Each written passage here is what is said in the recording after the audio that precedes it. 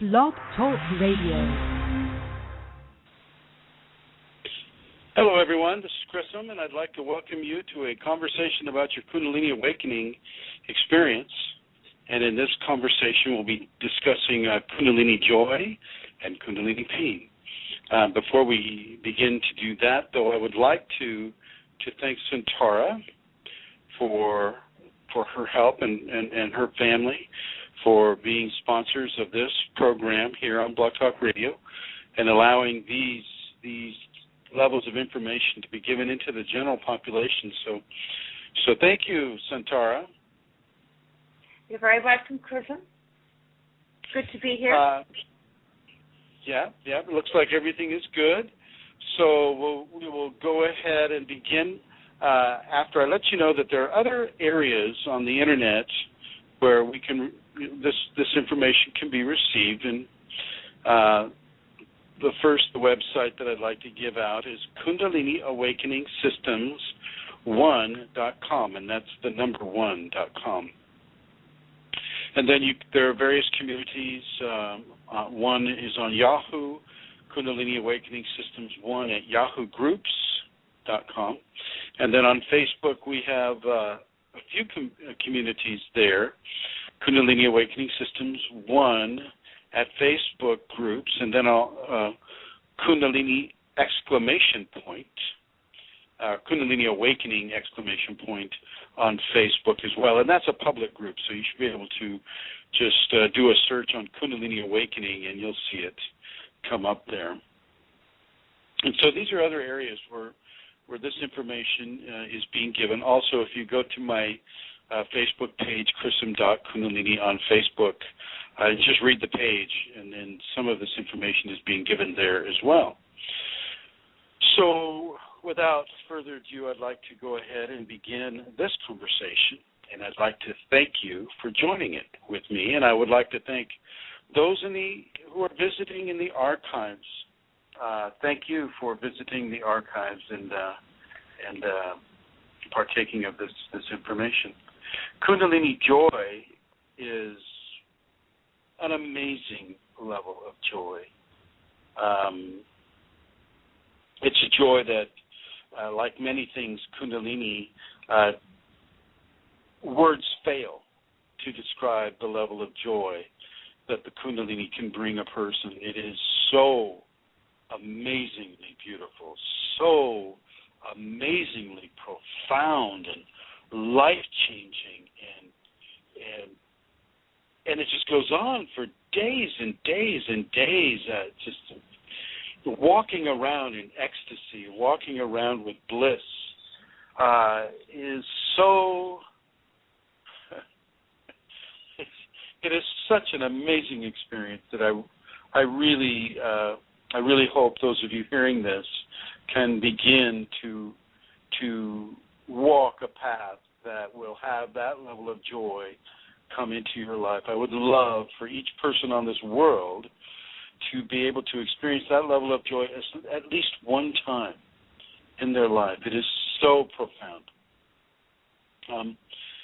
It is so profound that when it goes away, a great void can be left in a person's life. A great level of emptiness. All of a sudden, this incredibly huge surge of divine energy comes into a person and stays for a while, and then it leaves, because it has to leave. If bliss or ecstasy or Kundalini joy stays permanently within a person, unless that person has a predisposition for being able to handle that energy, the energy itself can start doing some damage because it is so strong. So as the energy, fades off slowly, this great void can happen in a person, and this can be interpreted as pain, a heartbreak kind of a pain, like, oh my God, what did I do to make the Kundalini angry at me? Why has it left me? And of course, you haven't done anything to make it angry with you. It's only left you because it's not something that the body in an unprepared format can have for long periods of time. You have to start working on your karma. You have to start working on your attitudes. You have to start working a practice. And this is me speaking. This is me speaking. This is my experience speaking. This is the Kundalini in me speaking. Not everybody agrees with how I teach things. And I just want you to know that. I want you to know that there are very, very, very many other teachers out there. They have their own ways of teaching things. And, and that's great. That's great for them.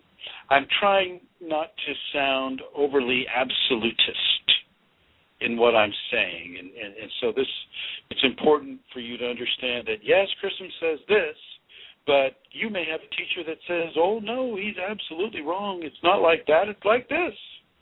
And so I will suggest that you pay attention to the teacher that you are working with right now, rather than listening to me on the internet here and maybe getting yourself in trouble with that teacher. So Kundalini will come and it will show you its glory often, not always, but often. It will show you its glory in a way that allows you to feel levels of love that are exponential in their expression within you, levels of connectedness, levels of grace, levels of beauty, levels of joy. And then as it leaves, that void that is created can bring in levels of pain or heartbreak, a memory that is burned into the soul of the person, like, well, you've experienced how it can be. And this can drive you to go further into the process to really work. And it's great. It's a great system. Let the person see how wonderful and glorious it can be, and then back that off and let the memory of that experience become the engine to drive them in their practice, or to drive them in a way that allows them to work through their karmas, to do their forgivenesses, to do their, the practices that they need to do to allow them to come back in to that divine grace. So it is. I think it's a great system, and I'm trying to put it in a way here so that you can kind of understand what is happening when this occurs for you. Now, Kundalini joy comes in many, many different forms. The ecstatic joy is kind of what I just described. The bliss is kind of maybe a step-down version of the ecstatic joy. But it also comes in just when you're just going through your day and all of a sudden a grass blade catches your eye and you see this amazing level of beautiful colors of green, and maybe there's a dewdrop on the grass blade, and all of a sudden you're in joy again. All of a sudden you're in this like a gentle level of bliss, and it's just, these things can stay with you, and they're not as powerful as the other forms of joy that will come. They're powerful enough to get your attention, and yet they can stay with you longer. They can stay with you longer. And so as you go through your day and you see a loving action being done in front of you, and your tears of joy will come, really, really let those tears of joy come. Those tears, as I've mentioned in other broadcasts, are release valves for the Kundalini joy in this case, to bleed through your system so that you don't get it say too strong in one area. The body has natural systems of release of Kundalini energetic pressures within itself. The tears being one, the kriyas being another, the vocalizations being another, the dreams being another, the roving levels of temperature of the body. Those are also expressions of energetic release that the Kundalini has naturally within the human body. You need to understand that there is an energetic anatomy to the human system that is just for the Kundalini. Just for the Kundalini.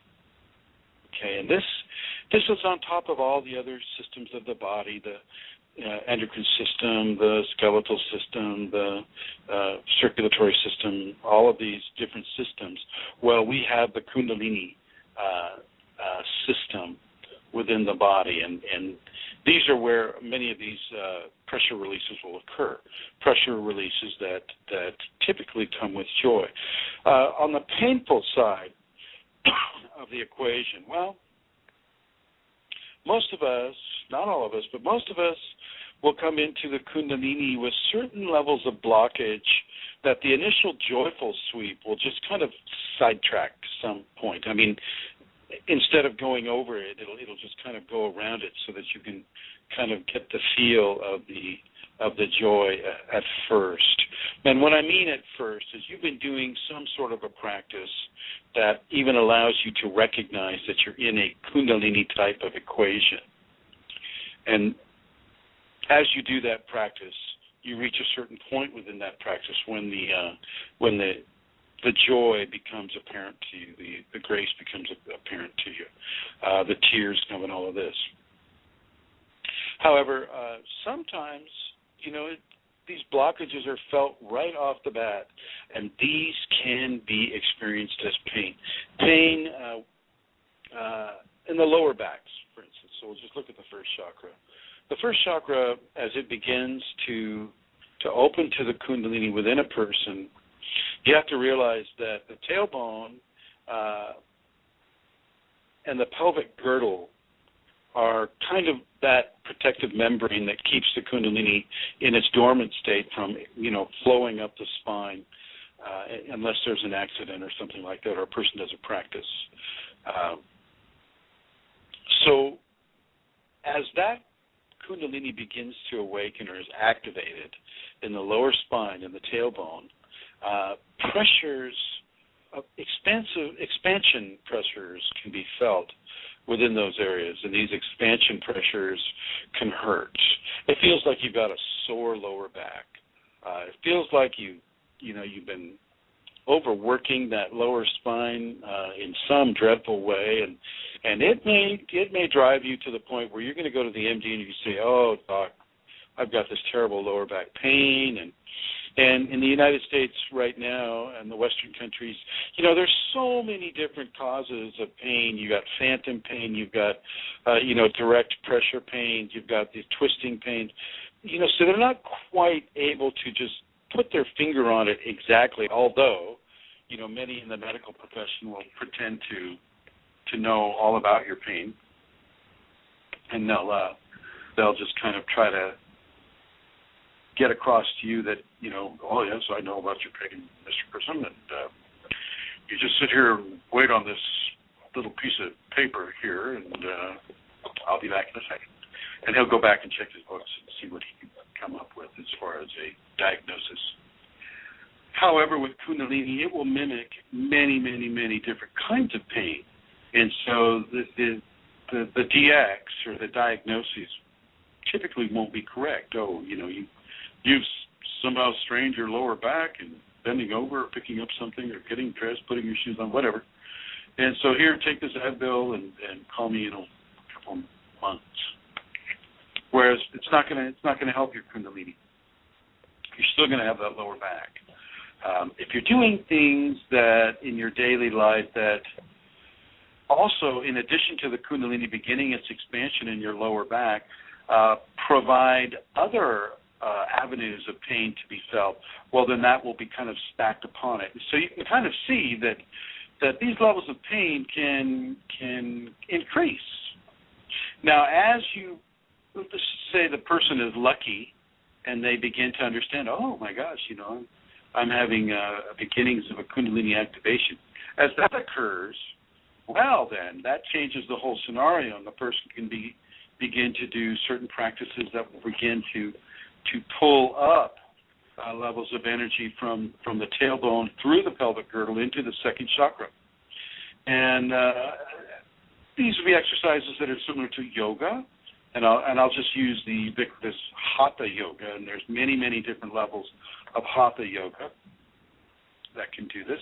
Make sure that you devote equal amounts of time if you're going to a side-to-side move. So if the gentle spinal twist, you're lying on your back and you just kind of bring your hips over to one side with your shoulders still to the mat, well, make sure that you're equal in the amount of time that you're giving that yoga position to work for you. So equal amounts to the right side, equal amounts to the left side. The 5 Tibetans will also do this. And just remember that when you're doing the 5 Tibetans, that you start out with about 6. You don't start out with 21. 21 is the end product. Okay, that's what you do after a month or two, and then you're able to get up to 21, and you do them just fine. I get a lot of comments from people with the 5 Tibetans that it hurts their wrists. And I can totally understand that because it was kind of hurting my wrists a little bit too. But if you make a fist and you basically go through some of the positions like the 4th Tibetan and the 5th Tibetan, where normally you would be, you'd have kind of a tight flex in the wrist, make a fist with it, and that can help you not stress, or strain any kind of a carpal tunnel syndrome that you might have going there. And a lot of us do. A lot of us are in these employments where carpal tunnel syndrome exists. So have a look at the videos that I have on YouTube.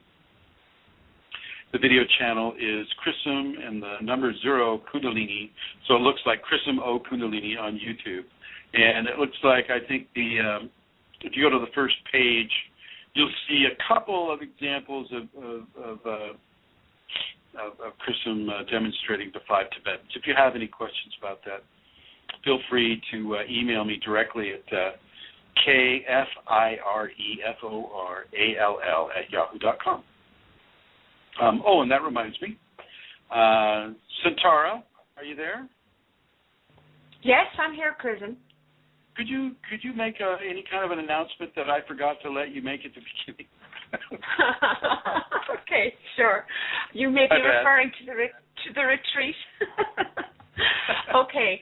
Well, just to let everybody know that there's going to be a Kundalini retreat at Santa Rosa in California.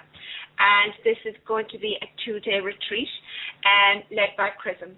And it is happening on Saturday, April the 20th, beginning at 9:30 a.m. And it will run right through the day until 9:30 p.m., which is 12 hours. But in that time, we will share a wonderful day together, and we will eat meals together as well. And then on Sunday, April the 21st, we begin at 9 and we finish at 5. And the cost of the retreat is $200. And if you would like more information, you can phone Eileen on 239-246-5608, or you can write to me at kundalinimatters@gmail.com. So on this retreat, the overall emphasis is going to be on helping each person to find his or her own unique path into the grace that is their Kundalini awakening journey. And it promises to be a wonderful 2 days. So I do hope that many of you will be able to join us. That's it, Chrism. Thank you, Santara. Thank you for that. Sorry about that. No worries. Anyway, so as you do the 5 Tibetans, and you'll find different ways to really begin to allow that Kundalini to come up through the pelvic girdle in a way that allows the body to get used to it slowly. I know a lot of people are very, very, very much in a hurry. I want it now, Daddy. I want it now. And fortunately, Sacred Father kind of knows you a little bit better than you know you, and isn't so encumbered by your ego, that it allows you to go at the speed that you need to go at, not the speed that you necessarily want to go at. Okay. I understand that the pain is a problem sometimes. I do. I get it. And I had pain too. But you need to trust the process. You know what the process is. You see, you're already ahead of the game. You know what the process is. You know that, okay, I'm in a Kundalini process. Now, the MDs may say, well, you've hyperstrained this, you've hyperstrained that, or, you torqued here, and you should have torqued there because now you've retorqued the previous torque position, and so now you're just really torqued. It's not going to help you. And then what they're going to do is they're going to give you drugs to basically hide the symptom. And I get it. I mean, it's hard to go to work sometimes and experience pain, that is phantom in its nature. And so we are so trained in the West to pop that pill and disguise that pain that, we tend to rely on that, and in many cases we over-rely on that. So with that in mind, I'm going to suggest that you open the channels to let the pressure off the pain in those certain areas. And by doing those 5 Tibetans or practicing the yoga, doing some pranayama, you're opening up those channels. Basically following the safety protocols is what I recommend. And I know the safety protocols are not the cure for all things Kundalini. I get it. I had a conversation with a gentleman today. He says, I've tried the safeties and they just don't work for me at all. I get it. And it's true. It is, with this whole absolutist idea, the safeties will not cure everything Kundalini. Okay? But it is the best and the safest program that I know to teach with regards to the Kundalini. It doesn't involve entities. It doesn't involve, somebody, getting into your space and starting to control your energy or your body or your, anything that has to do with your personal space. It doesn't allow that. The safeties are basically a practice that allows you to retain the integrity of your own process without having some person come in and start diddling around with your system, which most of them don't even know about in the first place. They just, well, here, I'll send my healing guide in there or whatever it is, right? They'll send the healing guide in, and you don't know who that healing guide is. And in many cases, the person that you're calling, they don't know who the healing guide is either. Healing guide says, well, I'm the goddess of love. And it's like, oh, okay, I believe that. So you want to be aware that the safeties are a good practice to do because it allows you to have access to your own energetic system within your own levels of responsibility with the Kundalini that's coming up in you. And let's face it, I can tell you all kinds of different things to do, and yet it's your responsibility to do it. It's your responsibility to listen. It's your responsibility to discern that this is good for you. I'm not going to sit here and tell you that everything I say is absolutely perfect for you. You have to remember that I'm talking to a lot of people here, and so I have to give broad strokes of the brush rather than little micro strokes of the brush here. And so, yeah, I could talk to you in person or on a Skype or something like that, and I could say, oh, okay, this is what I'm seeing within your particular system. But here right now, I'm going to suggest that you do the safety protocols. That you don't allow a shaman or anybody that's at least that is trying to jump over your personal responsibilities with regards to, say, getting rid of a blockage. And that includes entities. Entities are great. Oh, I can get rid of that blockage for you, kind sir. and I will do that, and no charge, and you'll just be so much better. And sometimes they will do that, but now they've addicted you to their services, shall we say, and their services do not come without a price. Entity interactions almost always end up bad for the flesh person that's engaged in them. Okay. I could go into some stories with that, but I've already done that in other conversations. And so with regard to these blockages that will cause you pain, there are different things that you can do.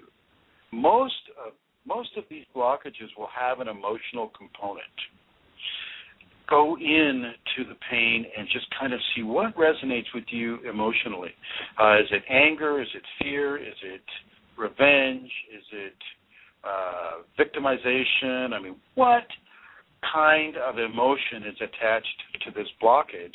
And then begin to reverse that blockage by recognizing the emotion and forgiving whatever it is that caused the emotion. Even if you don't know what caused the emotion, you can give forgiveness into that equation, and that will begin to back off the emotional pressure that may be part of that blockage.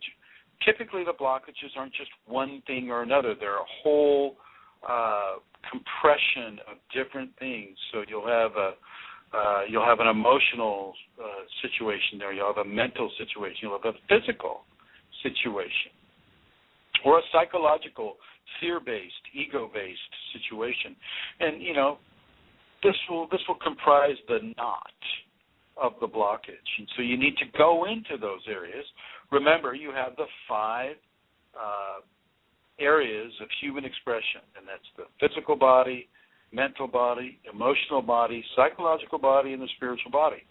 Go into those 5 areas and see what it is that the Kundalini will bring up for you. The Kundalini will help you with this. You just have to be confident about the help that it gives you. So let's just say you've got a pain in your third chakra, and you kind of sit there in meditation. You ask the Kundalini in me, show me what I need to see about this pain in my third chakra. And the picture that comes to you maybe is a child crying after having been the victim of a bully in the 2nd grade. Okay. Well, evidently, you were either the child or you were the bully, and there's an area there that needs to be forgiven, that needs to be touched, that needs to be massaged in a way that allows a person's sense of self and personal strength to come forward instead of having been stepped on so severely at that age and by whatever vector of stepping on that occurred. Either the person was doing the stepping or was receiving the step. So it's that type of a thing, that type of a scenario. You may not get a visual. You may just get a feeling. It's like, oh, okay, oh, God, this had something. Oh, my gosh, there's that memory from 2nd grade when those guys ganged up on me and then beat me up, and oh, my gosh. So that could form a third chakra imbalance in a person or a blockage. And so once again, you'd go into that, and as an adult now, you can look into that. You can begin to forgive each of those kids for the damage that they did to you at that time, and you forgive yourself for whatever thing that you may have done to get them angry at you. And it doesn't. It's not a guarantee that you did anything. There's no guarantee that you did anything. It's just there's always two. There's always two. It could have been a karmic thing for you as well. And so, with that in mind, you just kind of look into it and begin to make those balances. So that's one area of a blockage that you can work at to begin to unblock. Another area would be the heart chakra. Let's go into heartbreak. Heartbreak and grieving are very similar. Both of them deal with the loss, with the feelings of a loss experienced within the emotional body. And, there's a lot of forgiving to do. If it's a relationship type of issue, well, there's a lot of forgiving to do and a lot of patience to be had. These blockages and these wounds to the heart do not heal overnight, and they're not typically amenable to drug therapies either.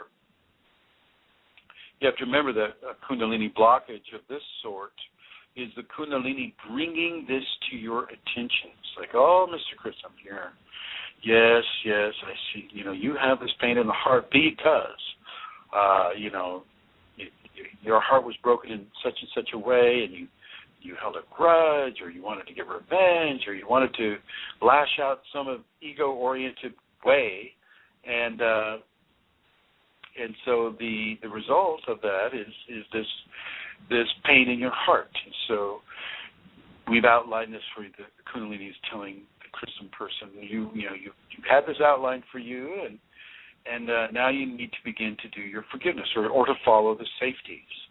Now, I don't know of other systems that will say use tolerance, use patience, use trust, use surrender, use forgiveness in order to bring a resolution to a blockage.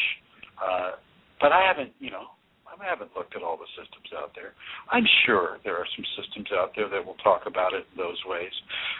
But I am more sure that the safeties do talk about it in those ways. And so that's the system that I will espouse to you, not to say it's a panacea for everyone. I was accused of that today, so I want to make sure that everybody understands that the safeties will work for most people, but not for everyone. Not for everyone. And if you don't have the tools of compassion and the tools of forgiveness and the tools of love, then you're going to have a hard time looking at your process honestly. And if you have a hard time seeing yourself honestly, then you're going to have a hard time finding any kind of an issue with yourself inside of a blockage that may include something that you have done to another person. Okay, so there's levels of honesty that really, really, really need to be recognized and worked with. Getting back to the joys, flipping over to the other side of the coin. The joys will serve just the same way that, say, a blissful or ecstatic experience will serve as an engine to drive the person to begin to work on their blockages, i.e. work on their pain. The joy also offers you some sunshine in the fact that when you do relieve a certain pressure in a blockage, you'll feel it. You will feel it as a wow, how do I say? Looking for words here. As a feeling of joy. What's that? I'm sorry? Sorry, Chrism. I was saying like a huge infusion. Right. A huge infusion. Exactly. Centaur, absolutely. Now, hey, Centaur, you spelled some of these things. Why don't you tell people kind of your experiences in this area? Oh, okay. Well, just on what you're saying there, I was thinking I very much recognize that as a blockage clears, this joy also rises. That it is an infusion that just fills the whole body, and there's no words on it. I mean, you can put words in it like love or happiness or there's just no words because it's not that defined. But it is something that is, I can't find the word.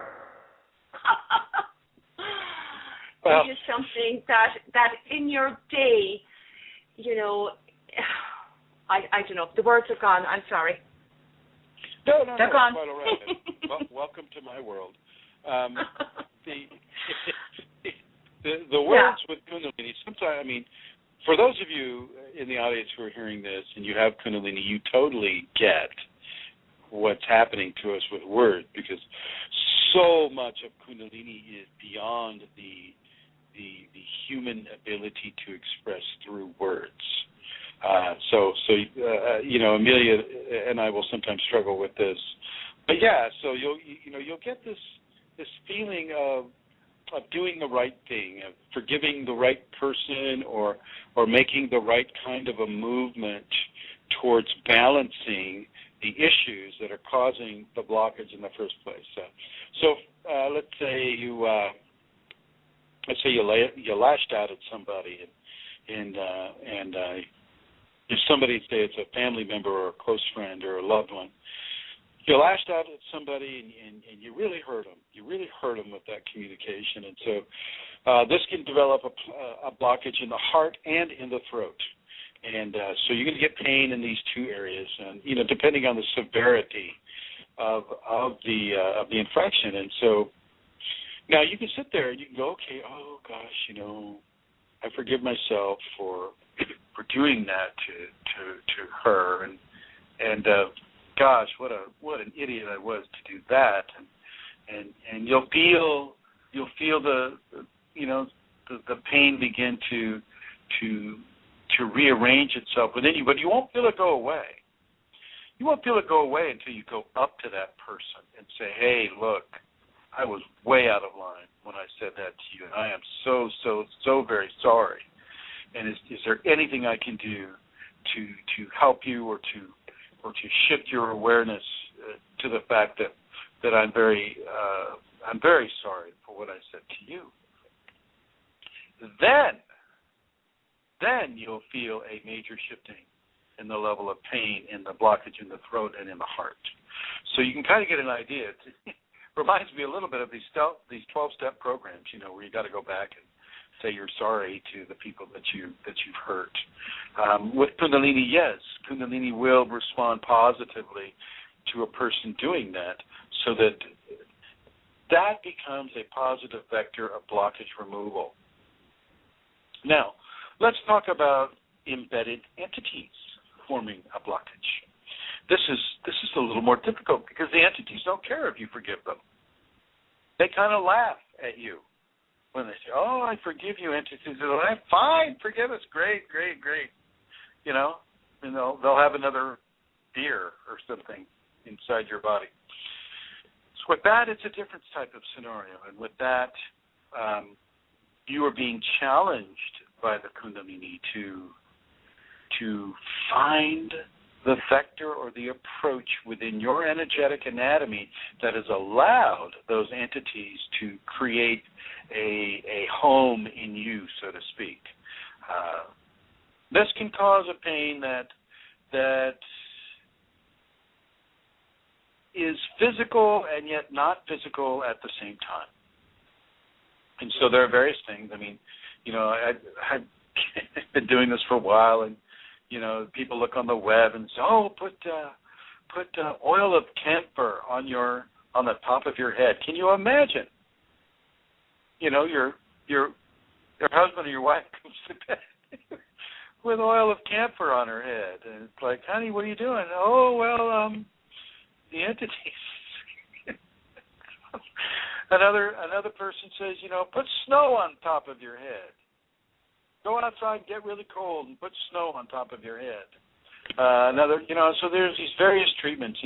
Use sage, let the sage smudge, and inhale the smoke. And there's another. There are many ways that people try to devise in order to get rid of entities.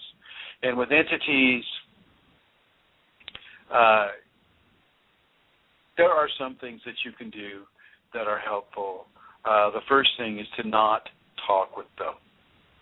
Do not converse with them. Do not recognize that they have taken up an infestation within you. Just don't do it. Just don't go there. And the more attention that you take away from what they're doing there, the less interest they have in being there. Don't buy into the idea that, oh my gosh, they're eating all of your Kundalini. No. They're not eating your Kundalini. They might swim in it. They might like to course through the energy. But your Kundalini is of a divine quality, and entities are not of a divine quality. They're of a spiritual quality, and there's a big difference between the divine and between spiritual. okay? There's a huge level of, it's the whole top end, the whole lower, mid, and top end of the astral plane, that a person has to get through before they can come to the divine. Kundalini is the divine quality, and so the entities themselves are just like moths to a light, and they're in your system as moths to a light trying to soak up divine energy, when in fact, it's just not going to help them that much, because they have to be able to come into a human body and go through this themselves. Some of them. Others are just there to challenge your belief system, to challenge your reality, to challenge your ability to discern that, okay, I am more than my five senses, and oh my gosh, what does that mean to me, as I go throughout my life. And so having an entity infestation can do that. And so it serves a positive, albeit painful, but positive function within your Kundalini awakening's equation. With entities, there are many, many different ways. If they're evil little entities, then if you do really, really kind things all the time, not for them, but for other people, if you become this really, really, really loving person, well, then you force them to evolve that way. And if they're not predisposed to evolve that way, they will have to leave, because you've soured the milk. They have failed in goading you into thinking that you're this egotistically powerful, magician. You can do this, you can do that, you can just, you're so powerful, you're Thor incarnate, right? And if a person doesn't buy into that, just, is there balanced, stable, non-egotistic type of person out there doing good and loving things for other people, well, that kind of defeats the whole purpose of their being there, and they will leave. And in many people, embedded entities are just part of the deal. You can have Grandma Esther, who, when she died, she was afraid, and she didn't know what to do, and she just jumped into the nearest human body that was there, and she's just kind of taken up residence in your calf or somewhere, and she's just kind of riding it out, trying to figure out what has happened to her. People's spirits do that. Sometimes, they don't get the tunnel of white light or, whatever. You don't get that, and so they struggle, and they're afraid, and so they kind of jump into, say, a granddaughter or somebody who happens to be there at the funeral or wherever, hospital. And so these types of entities, they're not really hurting you. They're just kind of there, they're almost like in a parasitical sort of way, but not really, because they're not getting anything. They're just kind of getting a temporary home while they try to figure out what it is they need to do. And as you practice your Kundalini practice well, the Kundalini itself can begin to redirect them to go into the rest of their journey without as much fear. You have to remember that Kundalini is intelligent. It is not. It's not like a internal combustion engine. It's not something that you can tune. You're not sitting there with a screwdriver. Okay, I'm going to tune my third chakra, and let's see, get those revolutions in line with the first chakra and the fourth chakra. Oh, good, all cylinders. There we go. It's not working that way. It's smart. It doesn't need you and your ego to tune it. It is the teacher, and it will begin to give you instructions, and you will do best to learn to discern those instructions that the Kundalini is giving to you. Okay. At this point, I would like to give you a call-in number. Then the guest call-in number is 347-934-0026. So that's 347-934-0026. And if you have a question about your Kundalini awakening experience, feel free to ask that question. Getting back into the joy, the more joy you feel, the less of a negative entity interaction you will have.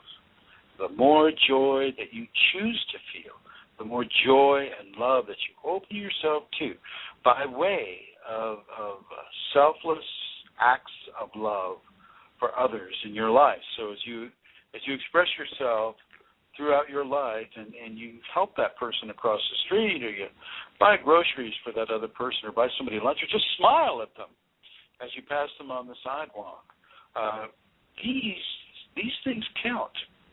These things count, and if you're able to do that consistently, so much the better. Now, as we dive back into some of the painful areas, fear can cause extreme levels of anxiety. Fear plus anxiety can equal physical pain. If you're having Kundalini and you're like, say, you're just like a few months into the process, you don't know what it is. You kind of have an idea, but you really don't know. You know, you're kind of exploring around the web. Okay, my symptoms match this, and that. You know, and you finally kind of land on Kundalini. There are certain things that I'm going to suggest that you do. And the first thing is to stop drinking caffeine. Stop drinking caffeine. As you do that, now you got to remember, caffeine has a 36-hour half-life in the human body, so you stop drinking that caffeine for the day, where you can have another day where the effects of that caffeine will still be prevalent within you, even if it doesn't feel like it. Okay? So as you stop drinking the caffeine, you take down the levels of hyper-expressive adrenaline in your bloodstream. So your adrenals, you know, are not being stimulated because you've stopped the caffeine, so they're not being stimulated so much to push adrenaline into the bloodstream, and therefore you have less of a fight-or-flee response to have to deal with. As you do that, your levels of fear can begin to drop. And I say can because typically once we've felt a level of fear, it's hard for the ego to let go of that fear. Ego does not want to let go of the fear. Ego wants to hang on to that fear and try to solve that problem, or try to you know, which way do I run? What do I need to do? What do I need to take? How do I get rid of the fear here? And so as you stop drinking the caffeine, it begins to de-stress the system in a very real way, in a very physical and psychological and yet energetic way as well. So make sure that you're able to do that. Now, the next step is to take out those processed sugars, high fructose corn syrup, number one. Take that out of your system. Start reading the label on the foods that you're eating. Take out any of the GMO foods, because GMO foods, they haven't tested them. They don't really know what kind of an effect it has on the body. They just know it doesn't kill you right off. Okay, and so because it doesn't kill you right off, well, I guess it's safe. So try to begin to eat as nutritionally natural as you can. And by that I mean organic. And even though, you know, the Fed took over the organic standards, you know, kind of wrecked them to some degree, if you can find California Organic Food Act of 1990 or the Oregon TILT, TILTH, qualifications of organic food, well, those are probably the best ones you're going to find unless you grow it yourself. As you take this nutrition in, this also begins to de-stress the system. You'll feel a little bit of stress at first as the body begins to adjust to actual natural food that it should be getting. You know, you're the stress from the Twinkies, you know, to quinoa or spelt, you know, can be somewhat dramatic. Unless you can put some cream on the spelt, I don't know. But there is a level of adjustment that will have to be experienced as you clean up your diet. And as you clean up your diet and you begin to look at your life in a way that is healthier than you have been. Once again, you've taken up another notch of stress off the system. As you take off these notches of stress off the system, you begin to lower the pain from the many blockages that have been feeding that pain. Okay, so, it's very important for you to begin to rearrange and readjust the way you live your life. Okay, so let's talk about some trauma here. Say you're going skiing and you, like me, you're not a very good skier, but you're kind of like trying to get down the hill without falling too many times. And oh my gosh, you all of a sudden this mogul comes up and you launch yourself off the mogul and oh my God, there's a tree.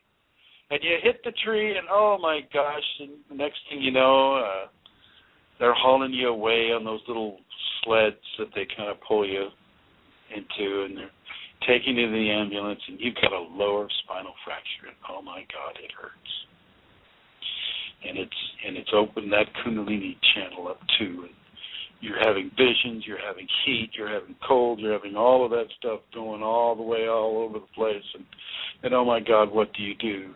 And the first thing you do is you begin to talk to the Kundalini, you begin to talk to the divine self, and you begin to ask for its intercession. And it will intercede for you, provided your karma supports this. You do not want to add more energy to this equation, i.e., you don't want to start doing hallucinogens, or you don't want to start going after Shakti pots. You don't want to start doing those things. You want to just let the energy be as it is for the moment. Let the body heal, number one. Let the body heal. And don't do anything energetically stimulative for a while. Praying is about as far as you want to go with it. Now, unless it's part of your physical therapy, such as yoga or something like that, that's fine. That's fine. Even the 5 Tibetans, if that's part of a physical therapy process, fine. But you want to just really do your best to back off. Don't do pranayama. Don't do anything that's going to bring too much energy into the system because, first of all, the physical body has to heal, but also the energetic envelope has to also heal. When you've ruptured into the Kundalini in such a harsh way, it's a very, very delicate process. You will see the visions, and you'll have many of the symptoms of Kundalini, but you just need to take it slow. You'll want to take it slow anyway. I mean, typically, you're kind of going, oh my God, what's happened to my reality? Okay, you're not nuts. Often people that have a fractured tailbone or fractured lower spinal areas, the Kundalini come up, and that was part of the karma. It's no accident that you're having Kundalini coming up because of that trauma. That was part of the karma. So there's no one to blame, really. Okay, so that's another very important point. We don't need to look for who to blame. You had to get up at a certain time, to get in the car at a certain time, to get on over to the ski mountain at a certain time, to get on that one lift that took you up to that one point at that certain time so that you could dodge all those other people going down the slopes at that certain time, hit that mogul, and right into that tree. So it was planned pretty well for you to have that occur. Okay, so just consider that. Consider that. That goes with car accidents, tree limbs falling on a car. I mean, you can extrapolate this out into our society and the many so-called accidents that we have that through that accident have an activation effect on the Kundalini. Okay. Do you have anything to add to this conversation at this point, Centaura? I suppose sometimes, just to get back to the bliss and the joy, I suppose in my experience, sometimes the bliss and joy can be so extreme or strong that it's difficult enough to live the life. It's challenging, I'd say. We always think of it in terms of it being, the thing that's, wonderful and easy to have. But sometimes, it brings its own challenges. Because living in the ordinary, everyday tasks isn't something that I would have found I had to make a choice. I sometimes I didn't want to be doing that. Let's put it like that. I wanted to remain in this beautiful place, you know. And so it would. So that brings other areas that need work on as well, you know. So I just think that's interesting to mention. Yeah, that makes perfect sense. And the other end of that is also the whole devotional aspect. Sometimes you can be so devotional that the extreme nature of your devotion can provide too much energy, and the Kundalini will force you to stop. Sometimes that force, not all the time, but sometimes that force is like having hot knives pushed into the top of your skull. And it's not because the Kundalini is pushing these hot knives in. It's the energy that you're creating through the severity of your devotion that provides that level of sensation to occur. And so sometimes you won't be allowed to meditate. Sometimes you won't be allowed to pray. And these are actually, you know, it's a compliment really in a way, because what you're experiencing is that, yeah, you've done very well with your devotion, so you can back off on that now. You can back off on that. Or you've done very well with your meditation. Now it's time for you to do other things like grounding, like selfless service for other people, like, you know, doing some of the other aspects of the safeties. With regards to blockage removal, please note that the tongue up behind the upper front teeth, the fingers in the Gyan Mudra, which is the thumb tip to the forefinger tip and the other fingers spread out, even to the point of saying the Om Namaha Shivaya Om, that has a nice balancing effect for people that are having blockages. Eyes up position, chin down position when you're meditating, staying well hydrated, finding watermelon or some sort. Watermelon, if it's in season for you, is really, really good. Have it in the morning, every morning. But also electrolyte maintenance. So if you can find some of that smart water, I believe has electrolyte replenishing qualities. I know Gatorade does. That's one of the football players. You'll see them down there. I think they throw it at each other, I think, but they drink the Gatorade. So keep your electrolytes balanced as well, and this also has the ability to bring some ease to some of the painful blockages that occur. Now, if you start to have Kriyas are the spontaneous movements that occur from a Kundalini activation.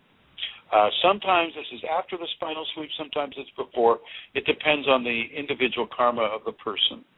If you resist the Kriya, say the Kriya wants you to raise your knee and hold it in the air, wiggling it to left and right, and you kind of say to yourself, well, I'm not going to do that.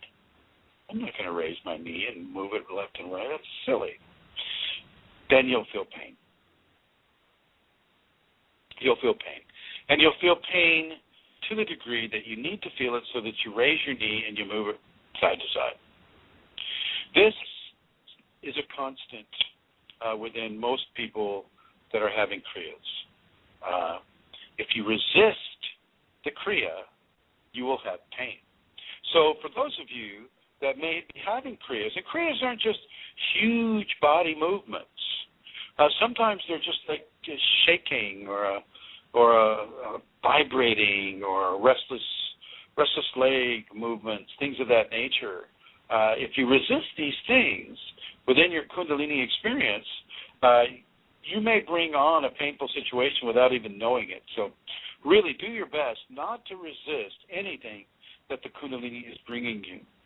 Allow it to occur. If you can't have it occur, say you have to have you're doing your job and maybe you can't lift your knee high in the air and have it move left or right, while you're driving that forklift or, doing whatever at your bankers meeting. It may not be appropriate. So you'll have to have a conversation with your Kundalini. Kundalini in me, please allow me to have my Kriyas at home and allow me to have my work Kriya-free. And as long as you live up to your end of the bargain, Kundalini will live up to its end of the bargain. Okay. So with regards to Kriyas, even emotional Kriyas, sometimes you may need to cry. And guys, I know it can be hard to cry sometimes, especially if you're in mixed company. Go to the bathroom. Go to the bathroom. Let yourself cry in the bathroom. There's no shame in it. Kundalini is in the emotional system, and the emotional system needs to be honored. So cry when it wants you to cry. Laugh when it wants you to laugh. Sometimes it'll just give you the giggles, and once again, you'll have to go to the bathroom and start laughing your head off because it's part of the Kundalini experience. It's part of the joy of it. So really begin to understand that these are the signals of Kundalini infusion into the energetic anatomy. Don't let your ego get in the way. Do not let your ego get in the way. Do your best to go into the inner qualities of your humanity, of yourself, of your spirit. Do not look so much. This is me speaking. Teacher Chrism speaking. Do not go outside of yourself. Do not look outside of your body or outside of your spirit. Everything that is happening to you right now is happening inside you. That's where you need to go. You go to the inner spaces, not the outer ones. Okay? No matter what you're told. No matter what you're told by people on the internet or people who tell you that Chrism doesn't know anything, you just go to the inner spaces. Do your meditation. Do your prayer work. Trust the Kundalini process within you. Really trust it, because it is what is calling the shots.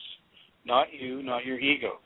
But it gives you plenty of wiggle room there. It allows you to feel. Sometimes it allows you to feel like you're in control. Okay? And if your feeling that you're in control is beneficial to its infusion of your body, then it will allow that to occur. Just try not to get your ego so entranced with the idea that it's in control, because it isn't. It isn't. Kundalini is in control. Kundalini is the hand of the divine, and the hand of the divine is inside your spine right now. And it's kind of like playing your human body as a beautiful musical instrument. And sometimes we need to tune those musical instruments in order for them to play the kind of music, the beautiful, divine, transformative music that the Kundalini wants to play with your body. And so it will twist you here, it'll twist you there. There may be some pain here, there may be some pain there. But the pain does not last. Typically, it's, just the first part of the system. You may have some pain. And I mean may have some pain. Not everybody is the same. This is not cookie-cutter Kundalini activations. Everybody comes to the table with different karma. So everybody comes to the table with different expressions of Kundalini awakening upon them. Some people never have a Kriya. Some people never see the entities. They have no concept of what it is you're talking about except what you've told them. Okay? So it's no guarantee that you're going to get any of these things that I'm mentioning, but there's no guarantee you won't, so I do have to mention them. Okay, so you may begin to get some headaches. Some of these headaches are because there's so much energy collecting in the sixth chakra and the crown area. You're feeling the golden helmet. The golden helmet is basically a feeling like you're wearing a bowl on your head, and the bowl runs the parameter of your hairline. Even if you were bald now, but the hairline that was there before you got bald is still there.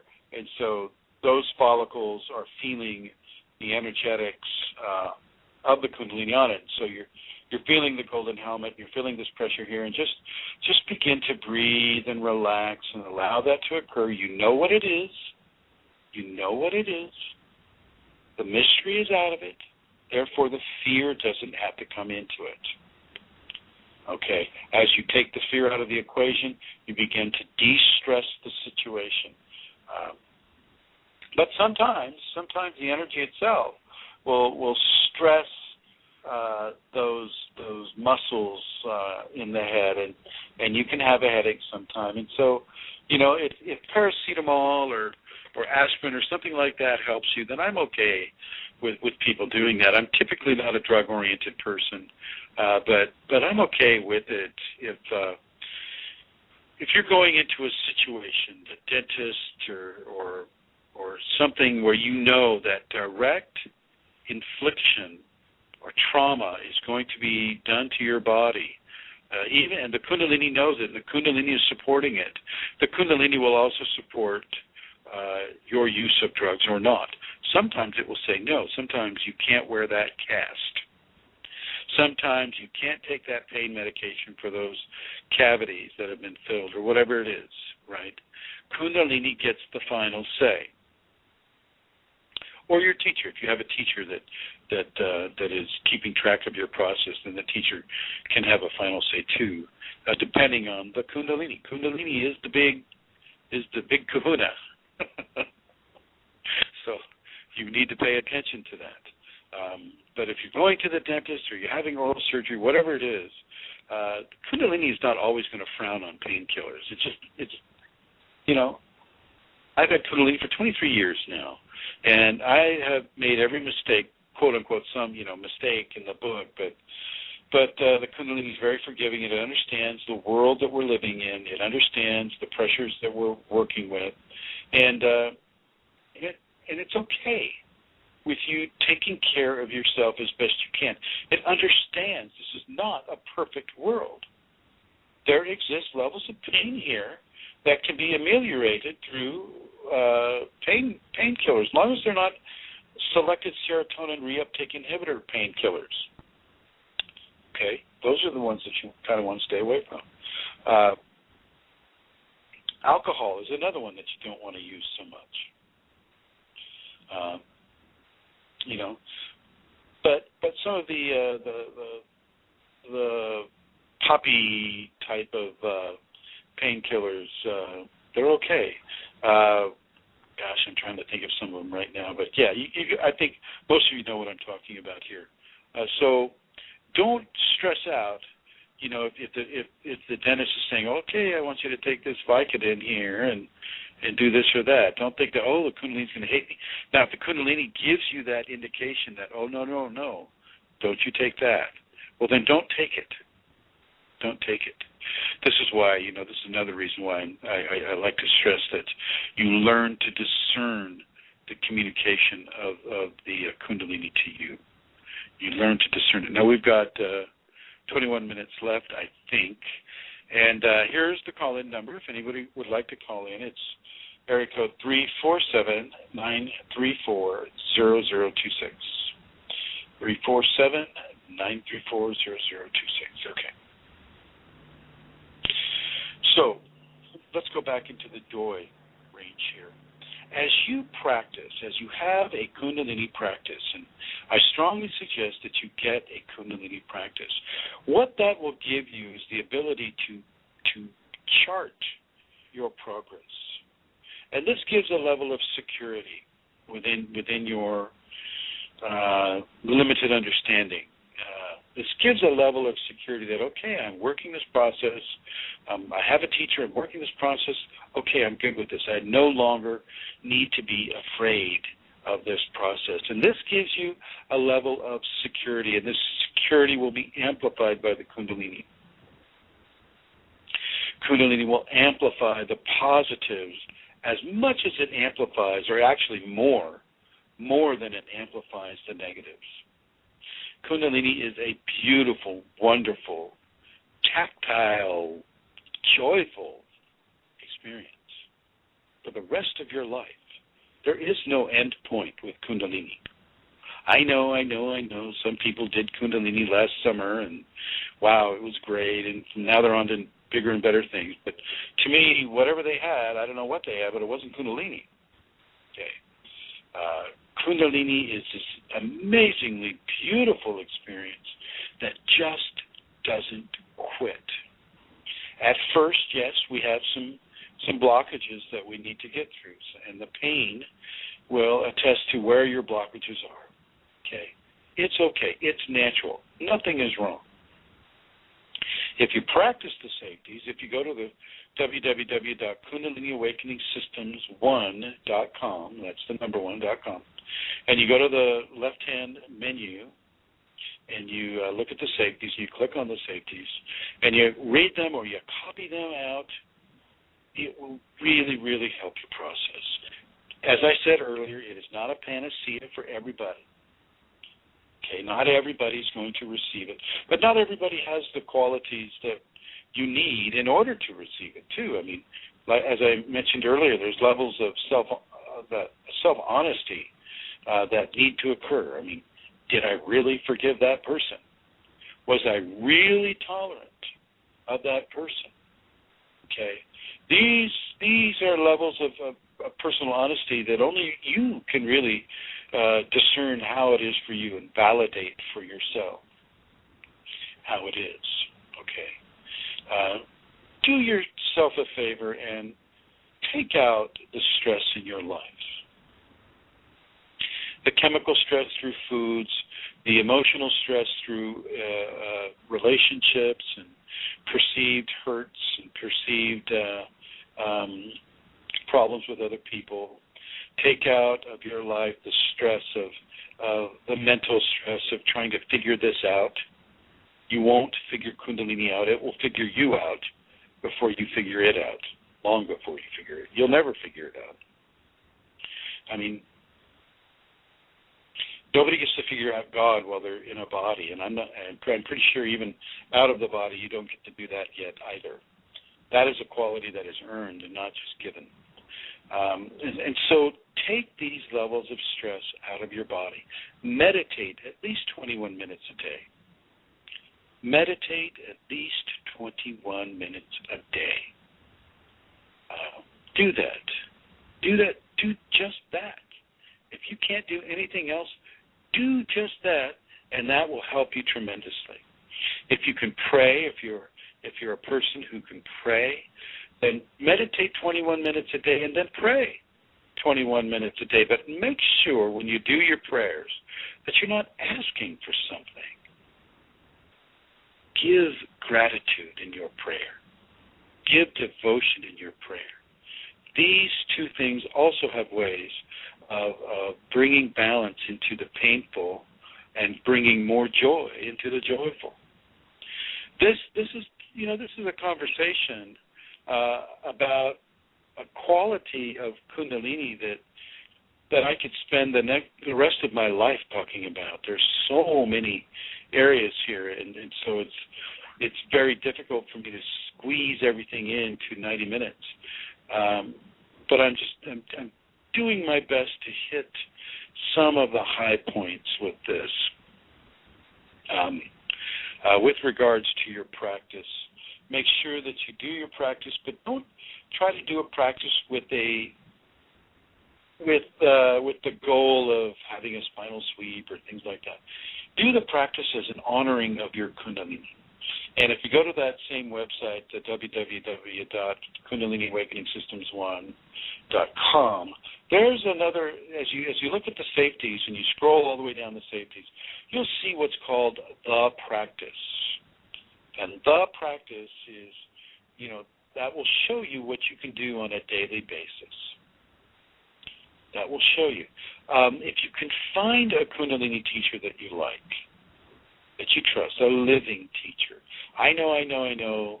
Most of the great teachers, well, they're dead. They're dead teachers. And they can't really kind of like help you as much as you might like to be helped or may need to be helped on a day-to-day level, this is where a living teacher can come in and assist you in these areas. So see if you can find a living teacher that you're comfortable with, and you can talk to that teacher about your pains. This is something else. You could see a lot of these topics brought up in on the YouTube video channel. So please, once again, go to Chrism, the number 0 Kundalini in YouTube. There's 224 videos. Check them out. See what you think. See how it helps you. I'm not trying to be everybody's answer to Kundalini situations. It seems that I can do a lot with, by only by virtue of the Kundalini am I able to do any of this. The videos are free. This broadcast is free. Take it as you like or discard it as you like. I mean, it's not anything. I'm not laying down the law here. Okay. I'm giving it to you as I am compelled through my Kundalini to give it to you. And if it works for you, great. If it doesn't work for you, fine. I am loved on the internet. I am loved on the internet, and I am reviled on the internet. Okay. Some people like me, some people hate me. And I think that's probably a pretty good balance to have, believe it or not. I mean, if you're around people that everybody likes, then maybe you're not getting the full spectrum of the Kundalini experience. There has to be levels of goodness and levels of not so goodness in order to make a dualistic situation non-dualized. Okay, you have to be able to have the Tao. Okay, the Tao is the one that is two and the two that is one, and so recognize that in your teacher and see where they stand up for you. Feel free to share these broadcasts too. I would like you to share these broadcasts with as many people as you want. It's just the information that needs to come out. And I remember when I was new and fresh in my process, I would have given everything I could to get some of this information. And I have a feeling that this is happening out there for you right now. So take this information, use this information. It's given to you freely, with the blessings of Santara and Eileen Laurel, who does a lot of help with the Kundalini Awakening Systems 1 program. Really, really reach in and comfort yourself. There's no need to be afraid. There's no need to have constant levels of pain. You may have pain at the beginning, but it's transient pain. Now, if you don't cause it to get worse by drinking a lot of alcohol or taking hallucinogens or trying to cover it up with drugs or trying to cover it up with bad behavior, one level of bad behavior would be, the Kundalini gives you this huge libido increase, and then you go out and you partake of pornography. Well, this is not the reason why the Kundalini is increasing the libido, so that you can go out and have a greater pornographic experience. Okay, so that's just that gives you an idea of what I'm talking about here. Kundalini is the living force of God upon the tissue of the flesh of humanity. Okay, the flesh made divine. Sometimes when the flesh is made divine, just like when the 2-year-old starts to get their teeth coming in, you're going to have teething pain. Sometimes with the Kundalini, you're going to have teething pain, but you'll also have teething joy. The joy, the knowledge that you're getting your divine teeth in. Oh my gosh, what a great thing! What a beautiful thing! Okay, so understand that. Take this information as you see fit. You know, I don't want you to think that you know, I'm so wrapped up into the whole Master Chrism thing that it affects the level of ego that I, you know, look after. Because I don't really, you know, this isn't really coming from the personality of Chrism at all. This stream of consciousness comes from the Kundalini, and that is what matters the most. So thank you, everyone, for listening. Thank you, Santara. You still there? Are you awake? I'm awake. Indeed, I am. Thank you very much. Yeah. So, thank you. Would you like to make that announcement again? Yeah, that would be great. Just very briefly to let you know that the retreat is happening on April the 20th, April the 21st in Santa Rosa, California. And if you want more information on that, you can write to kundalinimatters@gmail.com, or you could give Eileen Lauro a buzz on 239-246-5608, and we'll answer any questions that you may have on the retreat. So thank you, Chrism, for that. Excellent show. Thank you. Well, thank you. Thank you, Santara. And hey, everybody, go out, have your Kundalini, be joyful in your expression. If you have pain, know that it's transient. It's not going to last. You can use the safeties, use any of this information that's being given. And I know if you need to charge, if you're the kind of person that if you don't pay a lot for it, then it's not going to work for you, feel free to send Santara all the money that you want. Okay. Send her $1,000 million if you want. If that's what it takes for you to be able to accept information, then send it to her. All right, everyone. Thanks for listening.